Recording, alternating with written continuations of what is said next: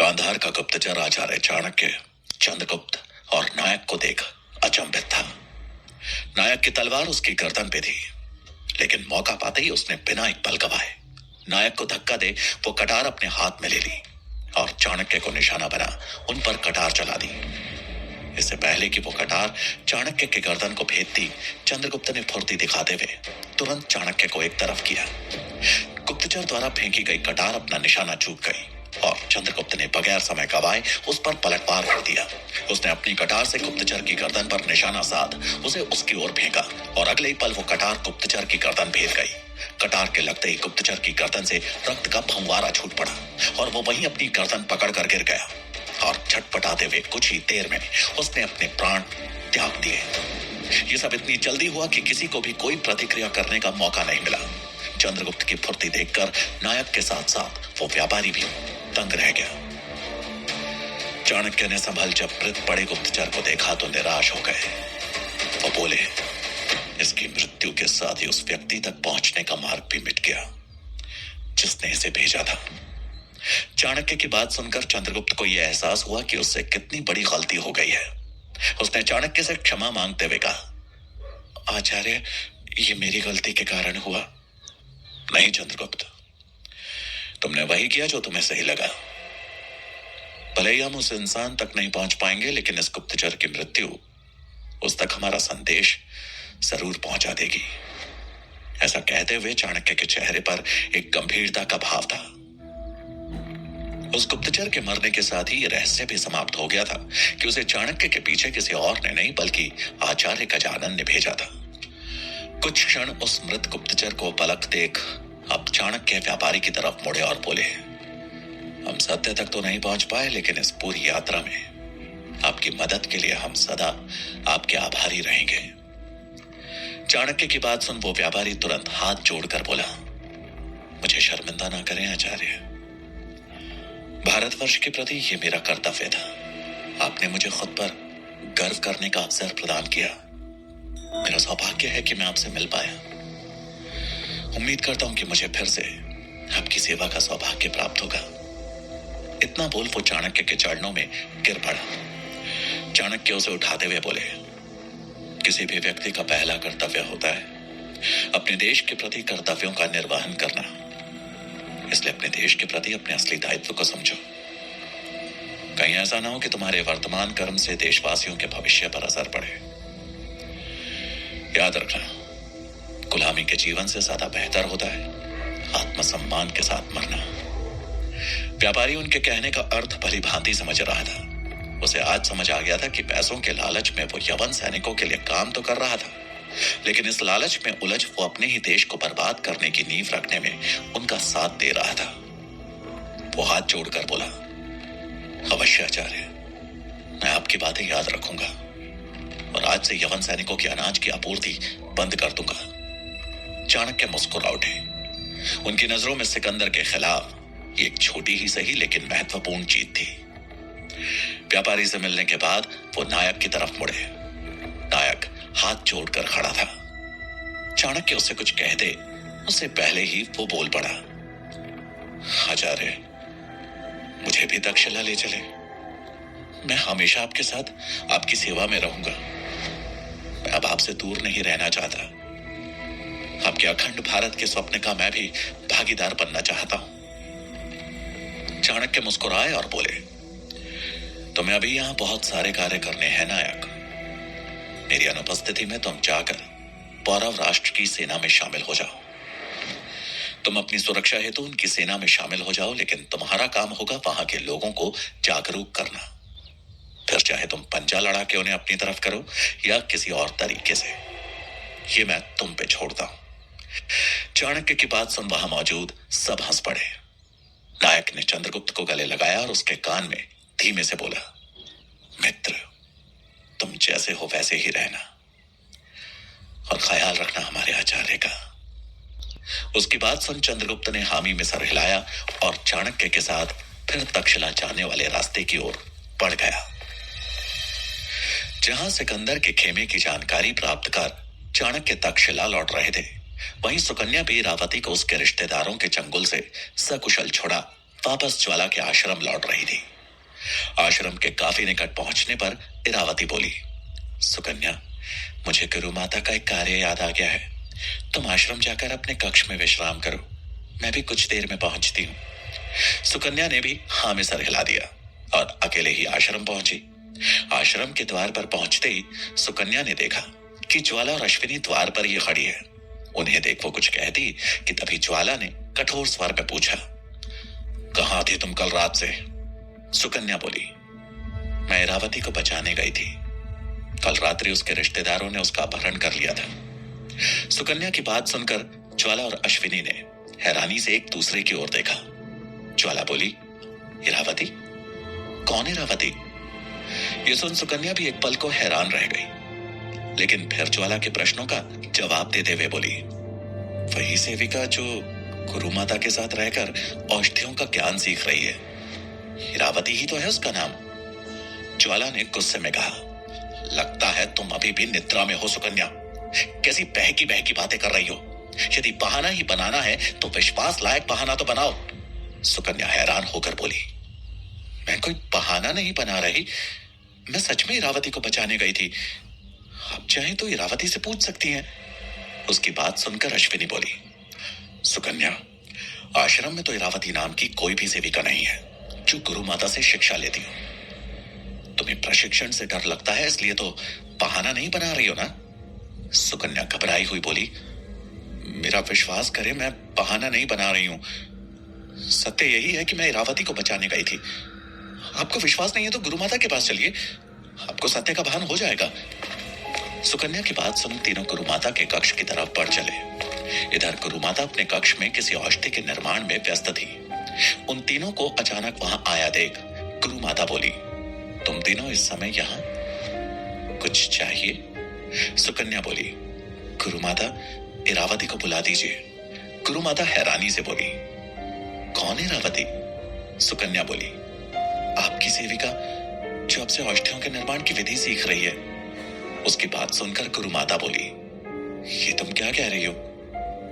मेरी कोई सेविका नहीं और ना ही कोई और कन्या मुझसे औषधि निर्माण का प्रशिक्षण ले रही है। लगता है तुम्हें कोई भ्रम हुआ है। गुरु माता की बात सुनकर सुकन्या हैरान थी। उसे समझ में नहीं आ रहा था कि वह अब क्या कहे। फिर भी उसने सफाई देनी चाहिए, लेकिन उसके कुछ बोलने से पहले ही ज्वाला भड़क उठी और चिल्लाते हुए बोली, शांत सुकन्या, एकदम शांत। तुमने आश्रम का नियम तोड़ा है और हमारा काफी समय भी नष्ट किया है। तुम्हें इसका दंड अवश्य ही मिलेगा। दंड की बात सुन सुकन्या ने मायूस होकर अपना सर झुका लिया। अपनी सफाई में कहने के लिए उसके पास कुछ नहीं बचा था, लेकिन उसे यह सोच अब भी हैरानी हो रही थी कि इरावती यदि गुरु माता की सेविका नहीं है तो फिर कौन है? इधर मगध में मुराद विशाखा के हमलावर का पता लगाने के लिए मंत्री शंभुनाथ से मिलने जा पहुंची थी। वो छिपते छिपाते शंभुनाथ के घर में दाखिल हुई। शंभुनाथ उस समय अपने सेवक श्वेत बाहु के साथ बैठे किसी बात पर मंत्रणा कर रहे थे। मुरा ने अंदर पहुंचकर शंभुनाथ को प्रणाम किया। उसे देखते ही शंभुनाथ बोले, तुम अचानक यहाँ? सब ठीक तो है? और तुम्हारे चेहरे के घाव ठीक हैं?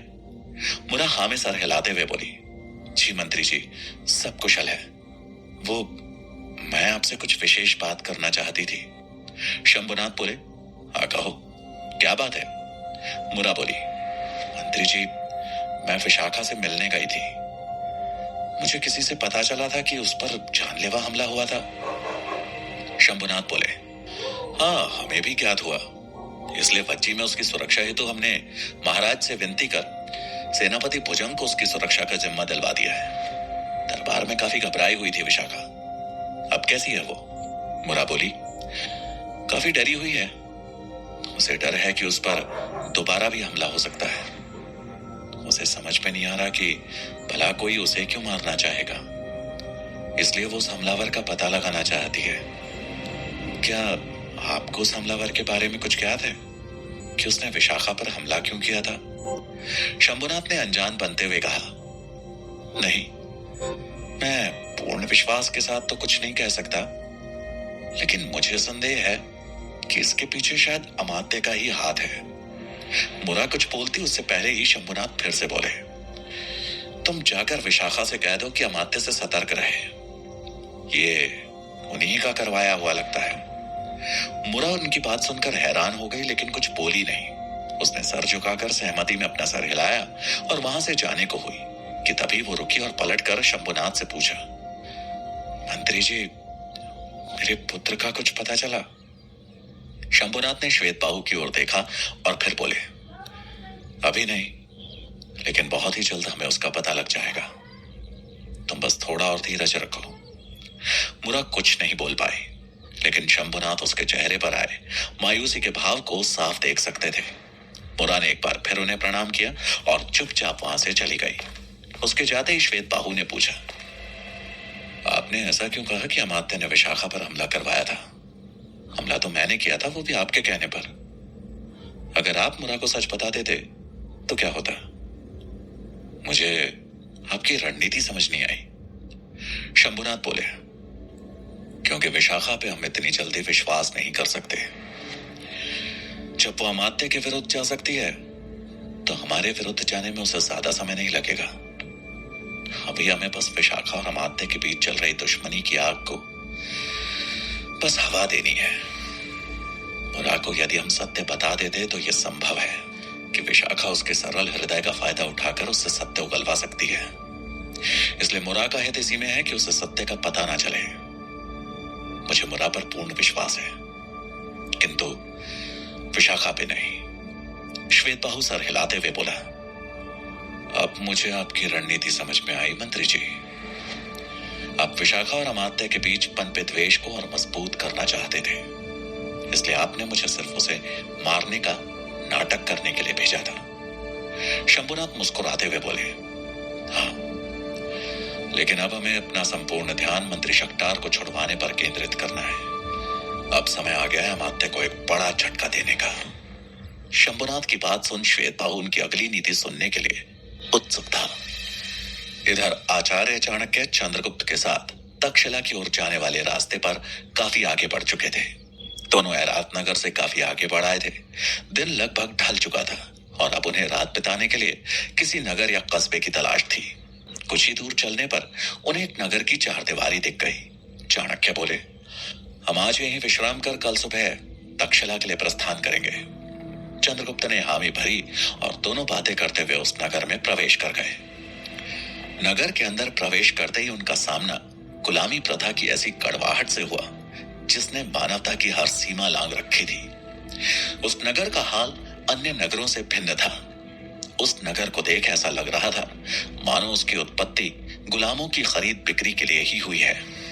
नगर के चौराहे पर पहुंच चाणक्य और चंद्रगुप्त ने देखा कि उस जगह पर 6-7 गुलामों को सजा के रूप में नंगा कर रस्सी में बांध छड़ी से पीटा जा रहा है। चंद्रगुप्त ये देख बहुत व्याकुल हो रहा था, क्योंकि वो खुद भी एक गुलाम रह चुका था। लेकिन गुलामों की ऐसी दशा उसने कभी स्वप्न में भी इसकी कल्पना नहीं की थी। उसने तुरंत चाणक्य की तरफ देख पूछा, आचार्य, क्या ये गुलामी प्रथा कभी खत्म नहीं हो सकती? चाणक्य बोले, हो सकती है। चंद्रगुप्त ने उत्सुकतावश पूछा, कैसे? चाणक्य बोले, जब व्यक्ति अपने मस्तिष्क में भरे उन विचारों की गुलामी से आजाद हो जाए जो उसे हर पल ये एहसास दिलाते हैं कि वो कमजोर है और गुलामी ही उसका भविष्य है। जब वो ये ठान ले कि उसे गुलाम नहीं रहना है। जो व्यक्ति विचारों की गुलामी से आजाद हो गया उसे कभी कोई गुलाम नहीं बना सकता। वो एक क्षण रुके और आगे बोले, पुत्र, गुलामी कोई नहीं करना चाहता, लेकिन उनकी परिस्थिति उन्हें विवश कर देती है। ऐसे में एक ही उपाय है और वो है लड़ना। लड़ना पड़ता है अपनी परिस्थिति से और विरोध करना पड़ता है अन्याय का। वो थोड़ी दूर और आगे बढ़े तो उन्होंने देखा कि 2 गुलाम बैलों की जगह खुद ही बैलगाड़ियों को खींच रहे थे। वो गाड़ी अनाज की बोरियों से लदी हुई थी और उस पर बैठा उनका मालिक गुलामों के जरा से सुस्ताने पर उन पर कोड़े बरसा रहा था। सभी गुलाम कोड़े के दर्द से जोर जोर से चिल्ला रहे थे। चंद्रगुप्त उन्हें बचाने के लिए आगे बढ़ा ही था कि चाणक्य ने उसका हाथ पकड़ उसे रोकते हुए कहा, किस किस को बचाओगे पुत्र? ये पूरा नगर ही गुलामों का है और ये जीवन इन्होंने स्वयं चुना है। अगर कुछ बदलना ही है तो इनकी सोच बदलो, और नहीं बदल सकते तो इस लायक बनो कि तुम इनका जीवन बदल सको। चाणक्य की बात में गहनता थी। चंद्रगुप्त को समझ आ रहा था कि उसके अकेले का विद्रोह यहां कारगर नहीं है, और इसलिए वो शांत हो बस उन गुलामों को पीड़ा सहते देखता रहा। जहां नगर के एक छोर पर चाणक्य चंद्रगुप्त को गुलामी से लड़ने की सही दिशा देना चाह रहे थे, वहीं नगर के दूसरे छोर पर कुछ गुलामों का एक मालिक अपने गुलामों पर चिल्लाता हुआ बोला, काम चोर कहीं के, मेरी किस्मत में आना लिखा था तुम लोगों को। जब देखो आराम ही करना होता है। मुफ्त में नहीं खरीदा है तुम्हें, सिक्के दिए हैं सिक्के। मेरी मती मारी गई थी जो तुम लोगों को खरीदा। अरे तुम लोगों से तो अच्छा एक बैल पाल लेता। ऐसा बोलते हुए वो उन सब पर कोड़े बरसाता जा रहा था। गुलामों के पीठ पूरी तरह से छलनी हो चुके थे, लेकिन उस व्यक्ति के अंदर रहम नाम की चीज दिखाई नहीं दे रही थी। वो बस एक के बाद एक कोड़े बरसाता ही चला जा रहा था। उसके गुलाम भी अपनी बेबसी में हर कोड़े पर चीखने चिल्लाने के सिवाय कुछ नहीं कर रहे थे। वो गुलाम उठते, खड़े होते और फिर आगे चलते, और कुछ दूर चलने पर गिर पड़ते। उनका मालिक उन पर कोड़े बरसा ही रहा था कि तभी किसी ने पीछे से उसके कोड़े को पकड़ लिया। मालिक ने पीछे मुड़कर देखा तो एक आदमी ने क्रोध में उसका कोड़ा पकड़ा हुआ था। कोड़ा पकड़े वो व्यक्ति कोई और नहीं बल्कि चंद्रगुप्त का पुराना मालिक मन्ना देव था।